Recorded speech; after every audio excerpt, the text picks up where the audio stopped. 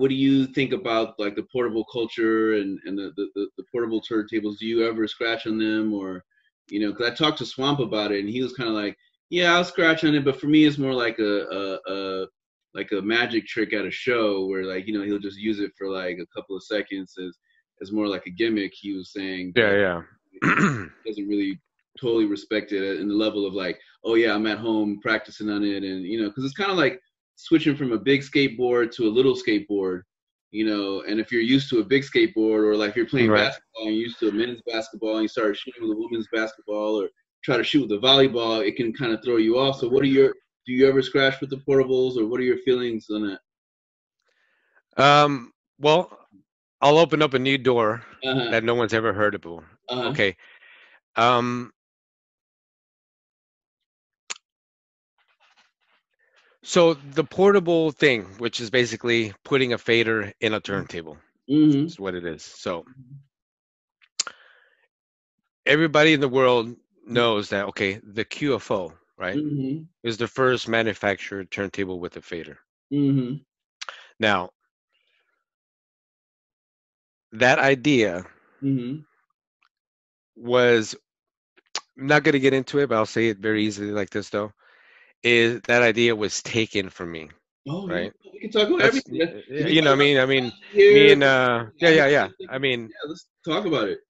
that's when, that's the whole the deep departing of the friendship between me and him, Oh Qbert. wow, But okay. but you know, many things. That's a whole Mm-hmm. other discussion. But the idea um came across to me, and let me start right there, and then I can tell you how I feel and how Mm-hmm. this is. So um Mm-hmm. the third base DJ. Oh, okay. I'm already forgetting his name. The DJ for third base, Mm-hmm. Richie Rich, Oh, Daddy okay. Rich. He has a huge phonograph collection. Mm-hmm. Long story short, and in one of the collections, he has a broadcast um, console. He Mm-hmm. goes, "It's there are two great turntables. It's a great console. There's only two turntables. There's nothing in the middle, only a fader." Oh wow. Uh-huh. Yeah, very. Oh, so it caught my attention. Oh, that's very interesting. So, being that I'm only a guy that scratches with one mixer, one turntable, right? Mm-hmm. Automatically, I, in my vision, I cut the left turntable out because Mm-hmm. I don't ever concentrate. I don't ever pick.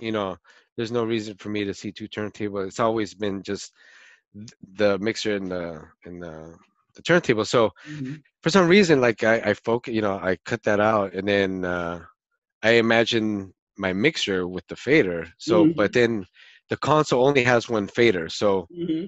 I'm like, okay, what's the fader? And for some reason in my brain, Mm-hmm. the fader starts going over to where the 45 adapter corner area is. Mm-hmm.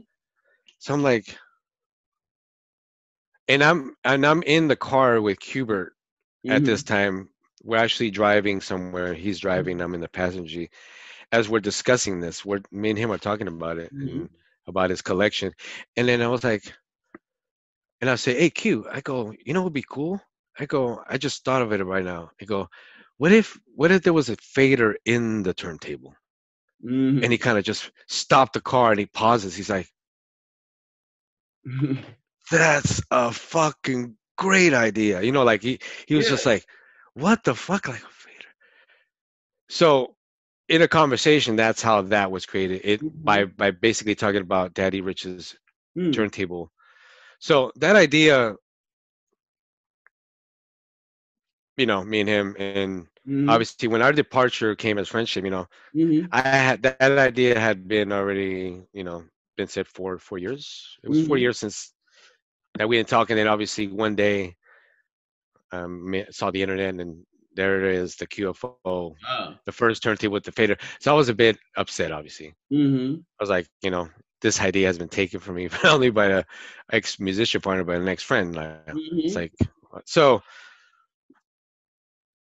when I thought of that, I wanted to just make a turntable for me because that would have been that, that's my signature look. I just thought of the perfect instrument.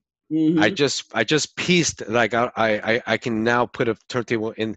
That's original. That's me. That's my signature. That's my look. No one has even thought of that. So Mm-hmm. I'm gonna keep that until one day, because you don't have that many turntable modders. Is Mm-hmm. the guys who mowed the turntable? There wasn't any back in those days. I Mm-hmm. had to find somebody, but you couldn't find. So I was like, one of these days, I'm gonna approach someone with who knows how to do that and give them that idea. But the QFO came out. So the Mm-hmm. whole purpose of this, being that I was in a band too, is that I was going to use this as a portable device. The Yeah. thing about it is that I was going to install a wireless device in the turntable, Mm-hmm. obviously with the fader inside. So my idea was I was going to have this as a portable device on stage when I played, because I didn't want to stay in one position. I wanted to be like the other guys and move around. Uh-huh. So I was like, with this idea, now I can just build some type of wireless device Mm-hmm. where I'll be wireless with no cords. I can just move around anywhere on stage.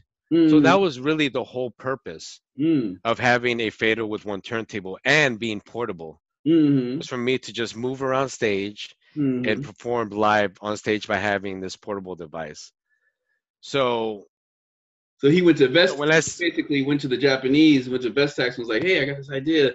And got he, this idea, and he said, so everybody thinks that he created this idea, stole my idea, made money, whatever, yeah, because etc. did you So ever see that Vestax thing that they experimented with? They never released it. I saw Daft Punk with it once, but it was just on the cover or something.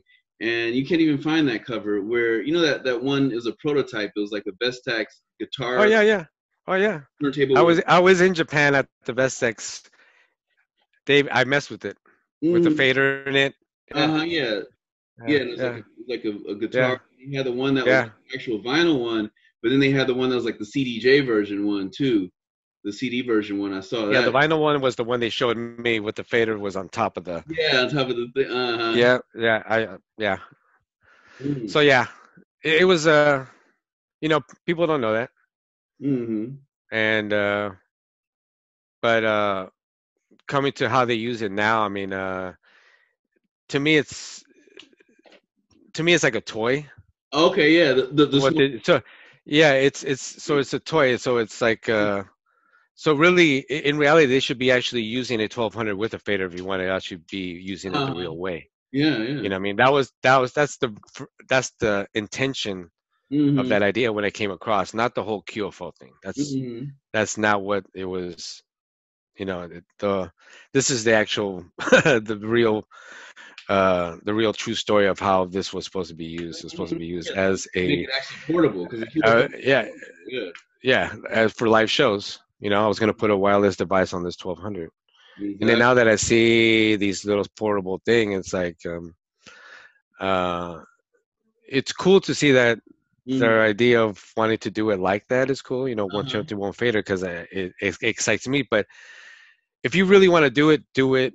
Put a fader in a 1200 or Mm-hmm. whatever turntable you have. That's the real way to do it. Mm-hmm. That's how my idea came across. That's what. Yeah, and it Not hasn't not to even put been that not yet. to put 5 million faders on one turntable doesn't make sense to me. This Exactly. is really. Mm-hmm. Yeah, Go like ahead. we'll talk about that too, because and also yeah, like I was just thinking, like it. I haven't even seen that, like a regular size portable turntable. You know, Yeah, and like, one was made for me mhm. um, the year before. A guy named Mm, Henry.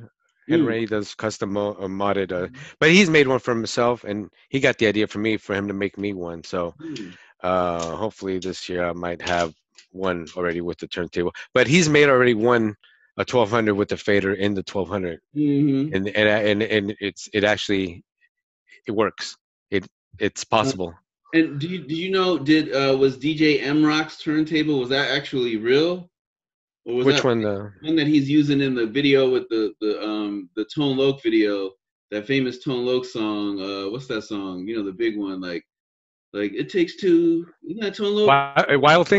Wild Thing? Wild Thing, yeah, Wild Thing. Yeah, in yeah. the video, he's got I think it's just fake. You know, I think he's got like. I think it is. Yeah, Yeah, 'cause yeah. he's like scratching, you know, yeah, like I think it's just some fake Yeah, yeah. setup in that, but it's just kind of interesting to see that, you know, something coming from a fake thing and then actually something, you know, becoming real in reality.